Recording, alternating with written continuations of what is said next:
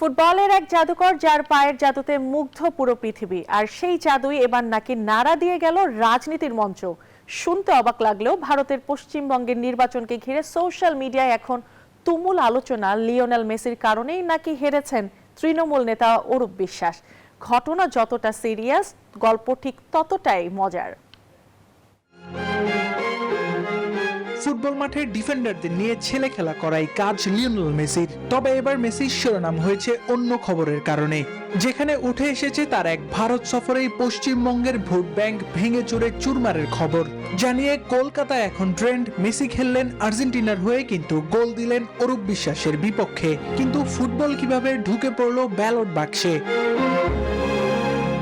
ঘটনা মূলত সদ্য শেষ হওয়া ভারতের পশ্চিমবঙ্গের বিধানসভা নির্বাচনকে ঘিরে, যেখানে তৃণমূল কংগ্রেসের দীর্ঘদিনের দাপুটে নেতা অরূপ বিশ্বাস এখন টক অফ দ্য ওয়ার্ল্ড। তার কারণ, এবারে নির্বাচনে লম্বা সময় পর বিজেপি প্রার্থী পাপিয়া অধিকারীর কাছে প্রায় ৬,০০০ ভোটে হার তার।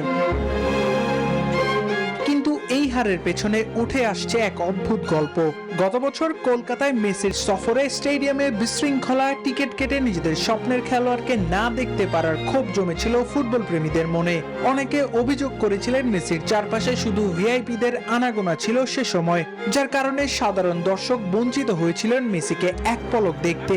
আর সেই ক্ষোভই নাকি ভোট বাক্সে গিয়ে রেড কার্ড দেখিয়েছে অরূপ বিশ্বাসকে। देख लीजिए 10,000 का टिकट 12,000 रुपया का, एक शक्ल नहीं देख पाया उनका। এইসব মিলে নেট দুনিয়ায় এখন হাসির বন্যা, যেখানে কেউ বলছে মেসি ড্রিবল সামলাতে পারেনি অরূপ, আর ফুটবল যেন রাজনীতির ময়দানে এক নতুন স্কোর লাইন লিখলো। আবরার আল দাইয়ান, নিউজ 24।